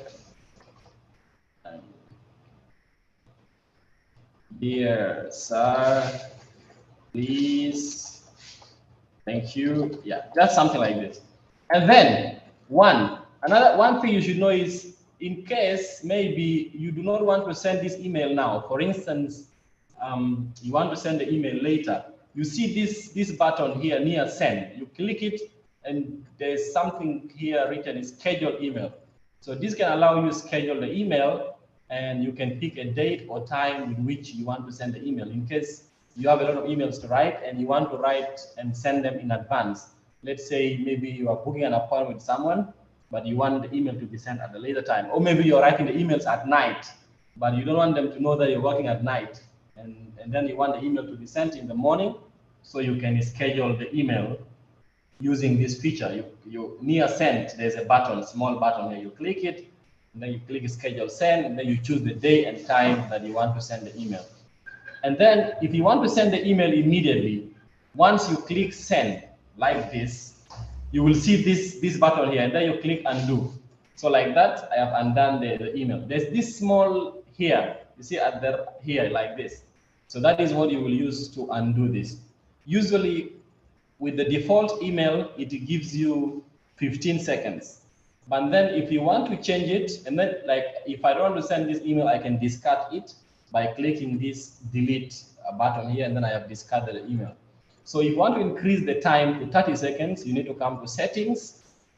I click all settings are loading. And then you move down here to undo send. It is usually 5 seconds for cancellation. So you can increase it to 30 seconds. So this can give you 30 seconds in case you want to change your mind about the particular email. And then you can come here, and yeah, sometimes people, you want to set a signature, you come and set your signature here. Then this way I will save the changes. So like that, it can give you up to 30 seconds to be able to undo your your email once it is sent. Let's try again. Sending another email. Is the screen appearing clearly? Okay. Yeah, so I can put my email here again. Then I can put my subject, test email 2023, and this is going to be the same body for the email. Yeah, so make sure you paragraph. You always paragraph by pressing enter. Paragraph your email very well so that it looks organized. And then I can click send. So once I click send, you see here, the undo message sits here for 30 seconds. So in case I want to change it, you see it's still down here at the bottom left. Then I can undo if I want, and then I can edit what I want. So that is 30 seconds only. Another way is you can use extensions. So some of these extensions that we can use, one of it that I just found is called Point Mail. So this, I shared the link in the chat box. Let me share the screen again. So this is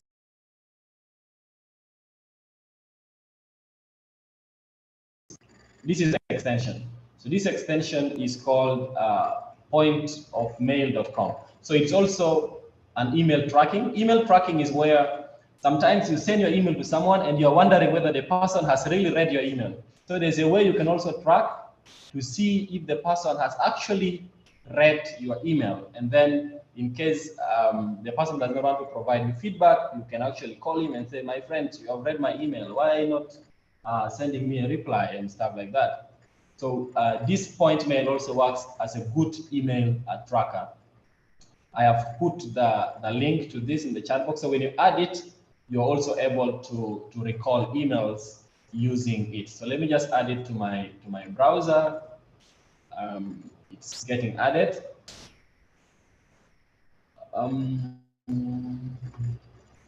Yeah, this one works on the computer, please. for those of you who are using email on the phone, this may not work for you. So yeah, so like this, I have added it here. So you see it's here appearing on my browser. I can sort of refresh my Gmail.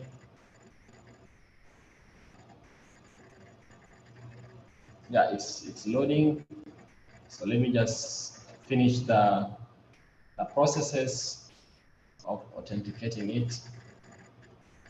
So you will need to accept some access privileges, and then boom, your email is set. So mine is set. Let me just refresh again. Let me share my screen again. So I will be sharing a lot of screens. So Brave is not like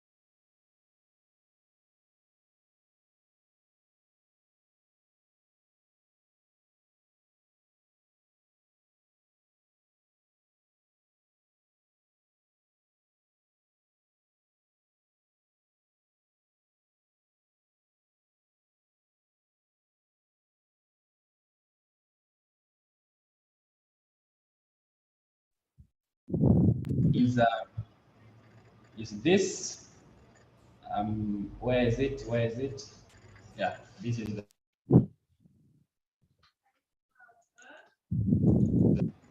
this one is called streak. So streak is also a good email tracker. It lets you know whether your email has been read, and also the location of the person that read your email. Let me share the link in the chat box. But you know that all these things only work for email that are sent through the computer. So it's called a streak. So with the streak, you can add it into your, if you're using Chrome, and it only works for Gmail. If you're using an Outlook email, sorry, this one works for Gmail. You can get notified that, hey, this person has read the email. So definitely you know, if you send the email to one person, you will know how many times the person has opened your email. And then the last one is called mailtrack.io. So this one is also a good mail tracker that helps you know whether someone has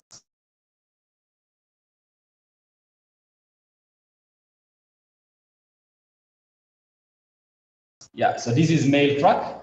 You're seeing my screen. I'm going to share the link in the chat box. I have the link is in the chat box already.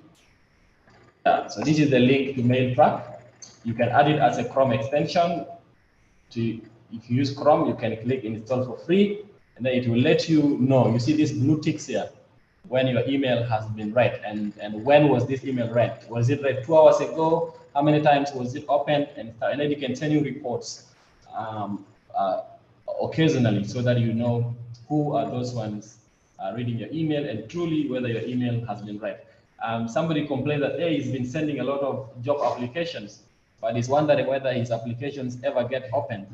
So you can use these email trackers to sort of do this. And then lastly, the last one I'm going to show you for today. And then I see somebody is asking there that how do you let your signature appear? My friend, I said for your signature to appear, okay, let me just show you this again. You can come here. Let me share my screen again. for your signature to continue appearing there. So what you can do is this.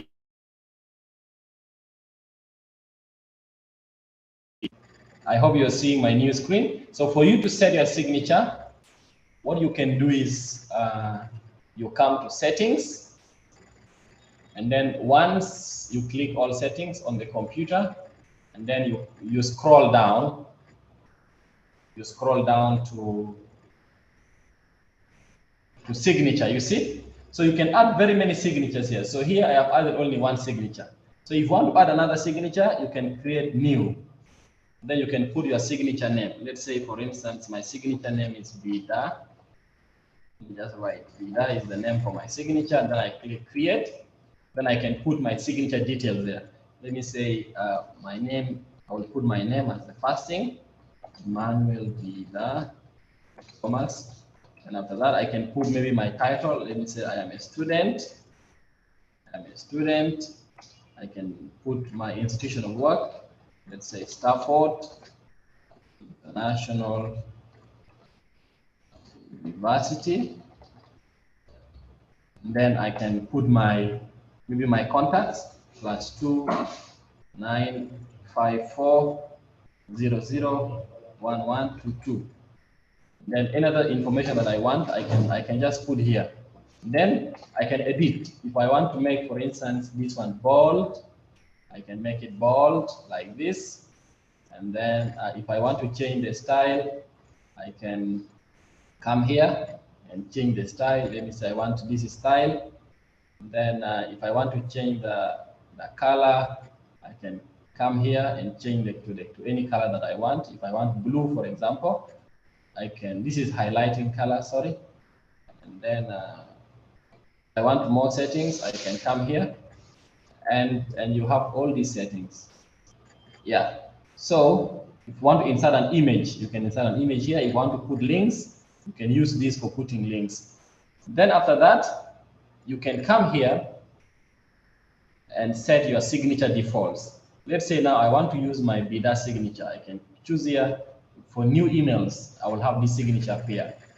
And then if I want for replies, I can also choose this email. And then I can come here and then I will save changes. So changes are saved, then I'm back. So when I click compose and that I want to write a new email, I can click compose here. And then you see, now my signature is here. This is the signature that we just created. So they will always appear here and stuff like that.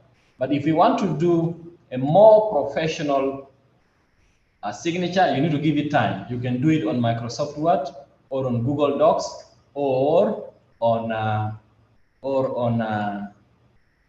email signatures. There are email composers, signature composers online. For example, I was just looking at this one before I came into this call. I was looking at this. This one's for creating a signature. What is the name? It's called Wise Stamp.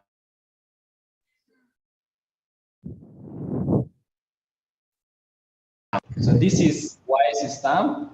So Wise Stamp is an email. It's an email signature creation tool. You see, when you go to wisestamp.com, let me just put for you the link in the chat box. But it's best used on the computer. So if you think of using it on the phone, you need to, yeah. So this is the one. What you do is you can add your details here. So for instance, my name, I can put my name is Emmanuel.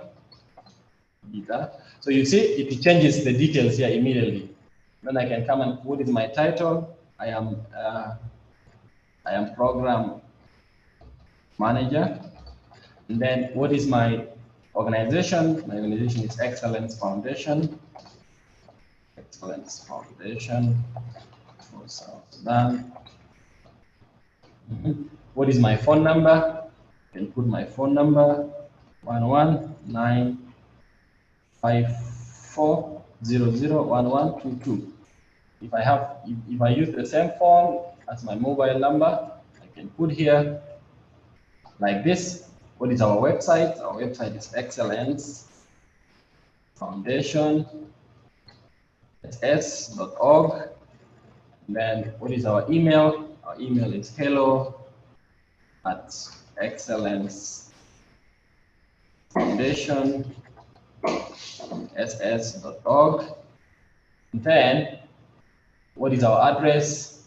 Our address is Ministry Street. Ministries Street, Juba, or let's say our address is Juba. Let's say Juba, South Sudan. Yeah. So you see here while we are writing, it's creating here. And then if I want to add my image, for example, I don't know if I have an image on this computer. Let me try my luck. Okay, but if I had an image, I could easily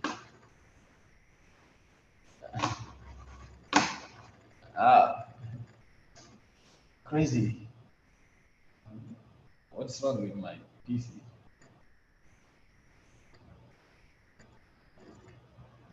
Are you seeing me?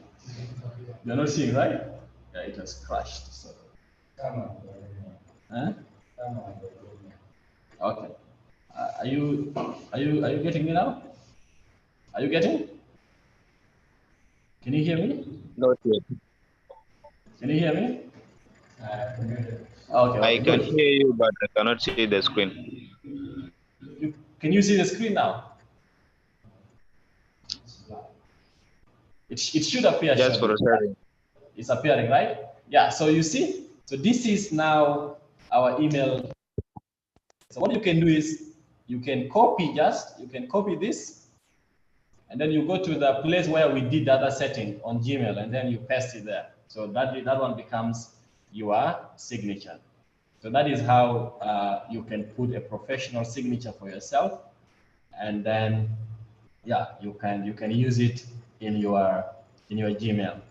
And lastly, the last thing, another thing, lastly but not the least, I want to show you this. Many people use Gmail.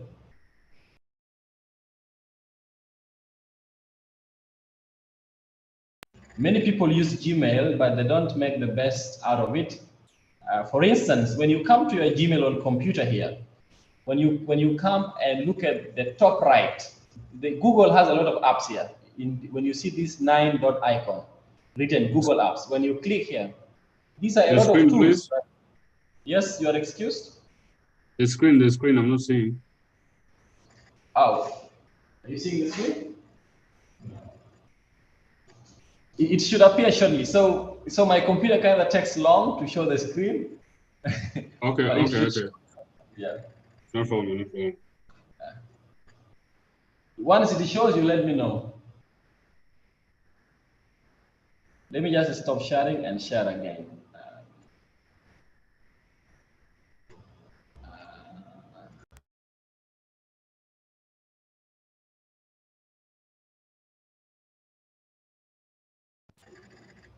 Is it showing?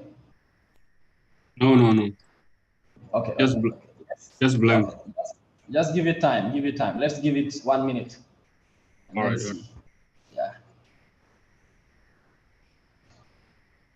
Hello, Bida. Yes, please. You can ask questions in the meantime. Yes, Gwen Chol. Yes, I missed something very important concerning how to put that one, but the screen not appearing from my side. So yeah, may you go back a bit for yeah.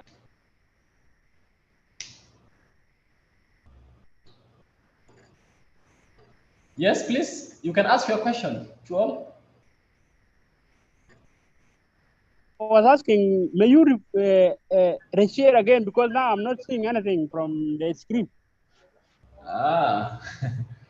Is it still appearing? That was something very important that you were discussing about how to hard detail about the person who sent the email and all those.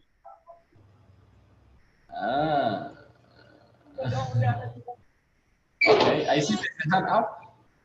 Yeah, I see somebody saying it's okay from their ends. I don't know whether it's okay from your ends or still.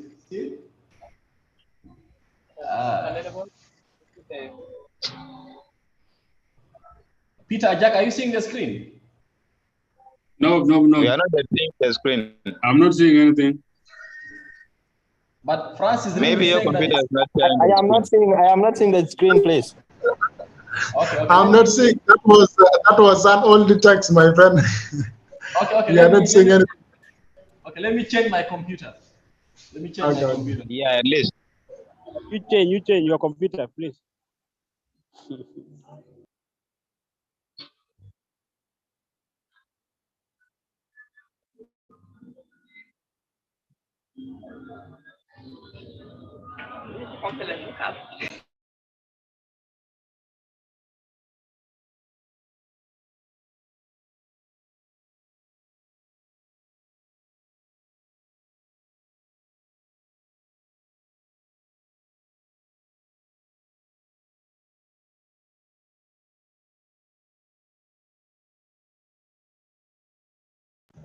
Okay. Now, can you hear me?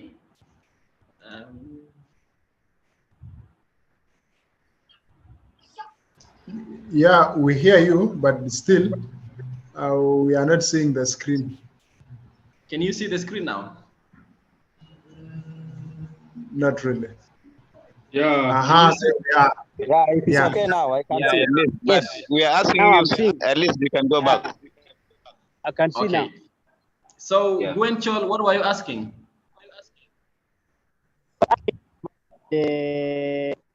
Example, if I'm sending emails, then I have to put that if the managing director, for example, for Excellent Foundation, I have to put the detail about the executive or managing director or coordinator.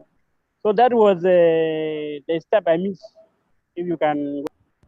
Oh, that one there, it was an email signature. So we are talking of, for instance, we have, you see, we have this email signature. This one is constant in all emails that we send, right? So this one is called an email signature. So I was explaining how do we add this signature, right?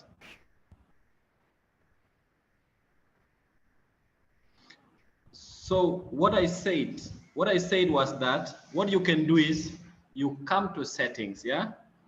When you click this settings button and then you click see all settings. And then once you click see all settings and then you move down here, you move down here, there's a place called signature. You see this signature here? Yeah. So in this place called signature, this is where you can create a lot of signatures that you will use for sending your emails, you see? So for example, if we want to create a new signature, and then I will click create new. Then after clicking create new, I will put a name for my signature. In this case, let's say my signature name is Vida. Then I click create. Then this is the space where I will do my editing. For instance, let's say my name is Emmanuel Vida, and then my title is student. My school is Stafford International University, Juba. Then I can put my contact like phone,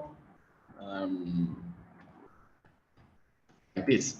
And then if I want, I can format. If I want to make them bold, I can click bold. If I want to increase the text size, I can make it large. If I want to make it normal, I can make it normal. If I want to make it small, I can make it small. If I want to make it huge, I can make it huge. So depending on what is good for me, then I can change also the font type. You see, like this. And then if I want to change, you want to make underline and stuff. So all these formats are here. So this is one way of creating the signature. Then another way of creating the signature is to use another external software. Yeah, there are very many email signatures available online. When you just go to Gmail, when you go to Google, yeah, when you go to Google and then you click email generators, you see a lot of email generators here. So with these email generators, you just click any of them and then you put your details, and in that case, your email will be set. Then after that, what you will have to do is this. you have to come down and then you click Save Changes. So once you have saved changes, and then you are good to go. And setting the defaults also for new and also for new emails, as well as for replies. And then the other thing that I was showing you before we were cut off, I was saying that if you are on the Gmail homepage, yeah, there are a lot of Google tools that can help you improve your productivity as well as save space on your computer. Because I see that, for example, a lot of people are too much into using still Microsoft and stuff like that, and they had to balance, attach, and stuff like that.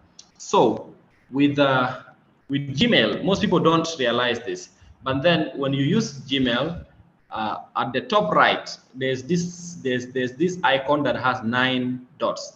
So with this icon houses all the Google apps here.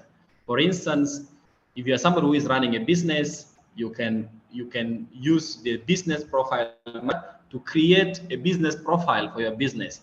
And in this case, your business will have appearance on Google Maps, so that when somebody searches your business name online, it can help also with search engine optimization. So it's very, very important. If you run a business, you need to set up your business profile using this app called the Business Profile Manager. It's a very good profile tool. And then if you're somebody who is traveling, if you're traveling a lot, make sure that you know the locations of places that you're traveling to. And in this case, you will need the Google Maps. The Google Maps can help you find places easily, and it can direct you when you're driving, when you're walking, or even when you're cycling.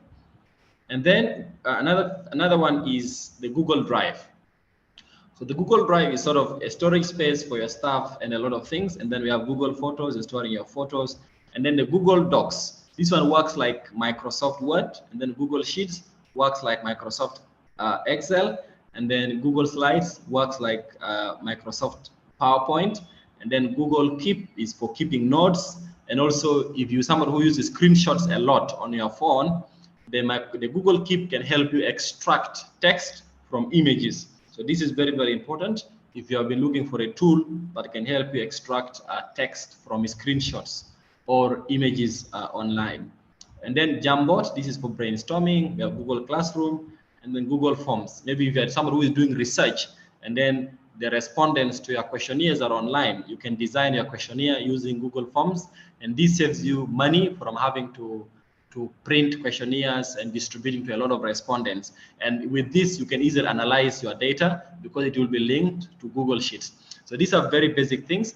And then the last thing now that I'm going to show you is of course an AI that is going to help you easily compose your emails.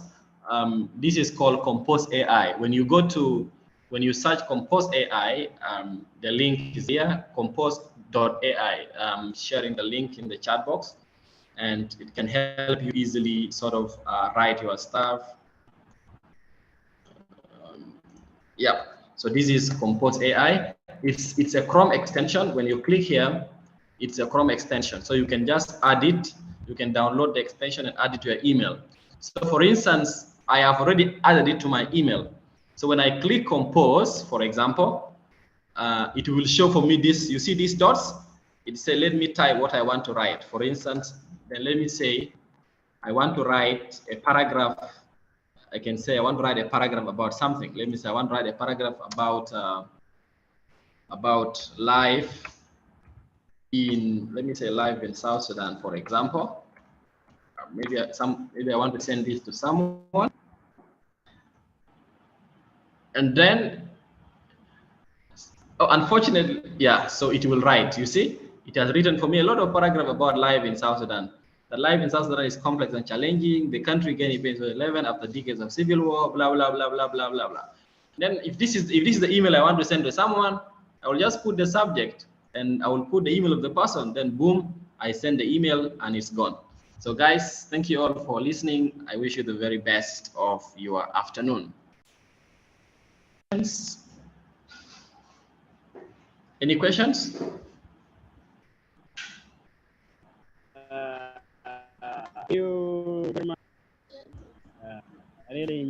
last one here.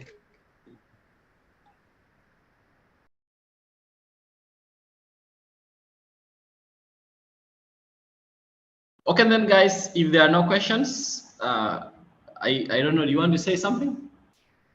Attendance, please. Attendance. Oh, there's no attendance. These days we do not take attendance, unfortunately. Okay, no problem. Okay, then, good. Yeah, so see you guys in the next session. After 2 weeks, we will have a session on health, look at the science of well-being, how can you take good care of yourself, what are the nutrition facts, health and fitness, what should you do, what shouldn't you do, and then after that, yeah, that is in 2 weeks. Our sessions are always done every 2 weeks, but of course, we will always put out a registration form for people to put in their registration. Thank you all for joining. We wish you the very best of your Sunday afternoon. We hope that this has been a very good use of your time. We will share the link to the presentation in the WhatsApp group as well as in the Google Classroom. Do take good care of yourselves. Cheers.